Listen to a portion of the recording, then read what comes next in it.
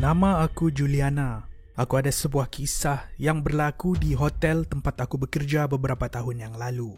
Adalah sebuah kisah yang dirahsiakan oleh pihak hotel. Kalau orang yang tak bekerja di situ, diorang tak akan tahu.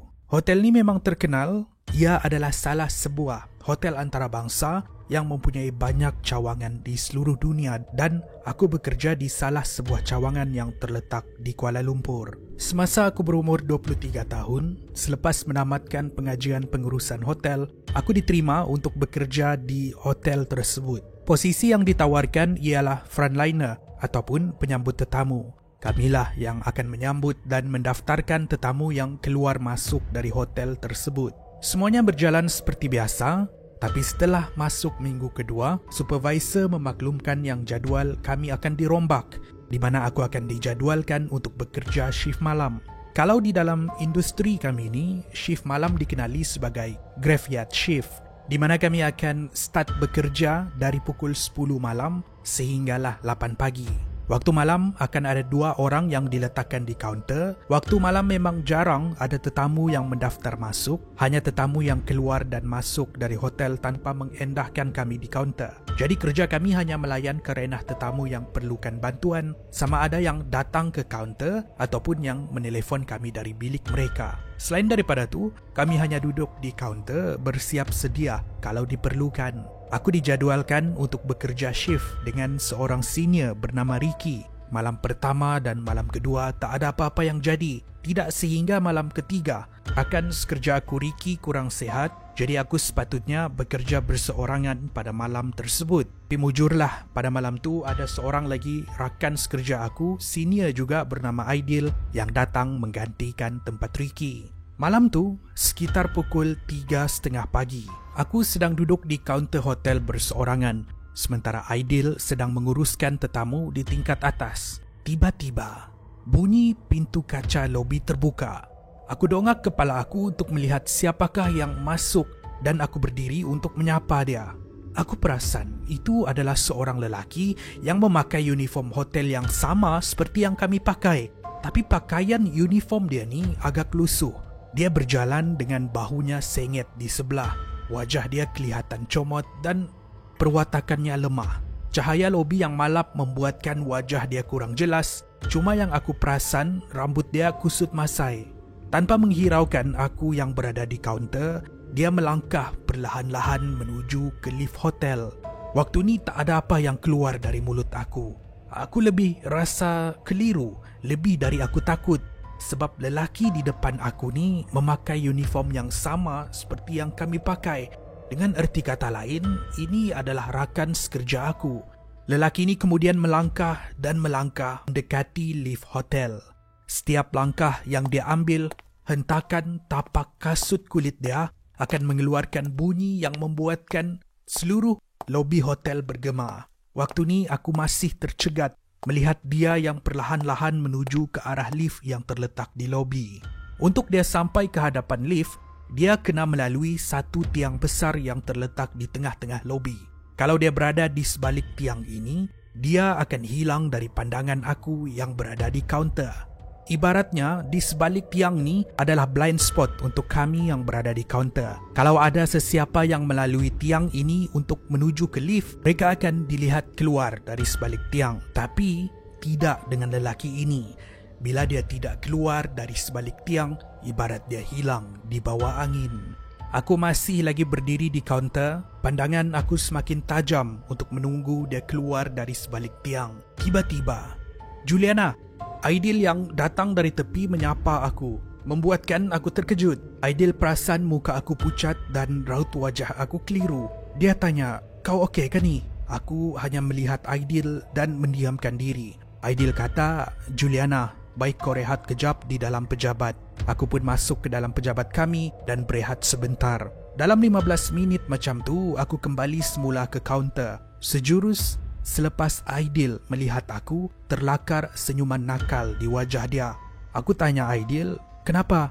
Kenapa Aidil?" Aidil kata sambil tersengih-sengih, "Kau nampak lelaki tu kah?" Aku terkejut bila Aidil cakap macam tu. Aku kata, "Hah? Lelaki yang pakai uniform macam uniform kita tu kah?"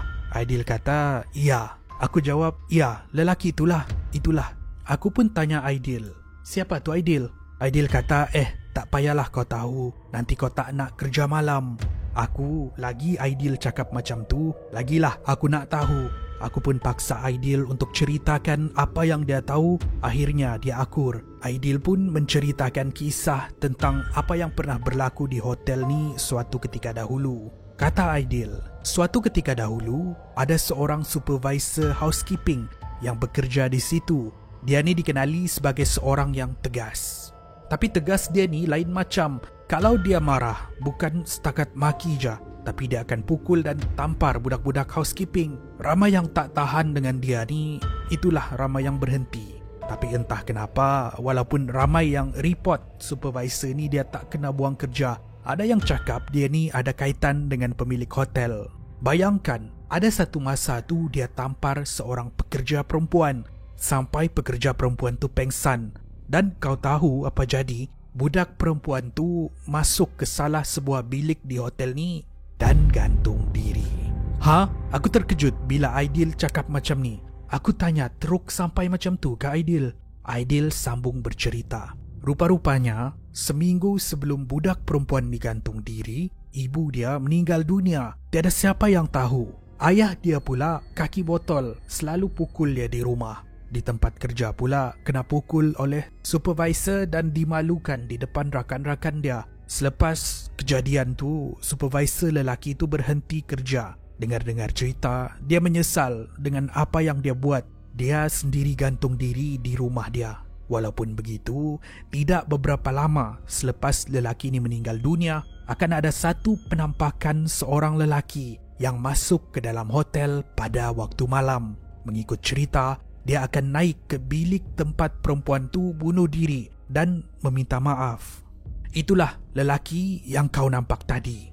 Aku dengar cerita Aidil ni, bulu roma aku dah berdiri. Tangan aku dah menggeletar sebab aku lebih kepada terkejut dengan cerita tu lebih dari aku takut. Aku yang sedang duduk hanya memandang ke lantai sementara khusyuk mendengar cerita Aidil. Aidil kata, itulah aku tak nak cerita. Aku tak mahu takutkan kau.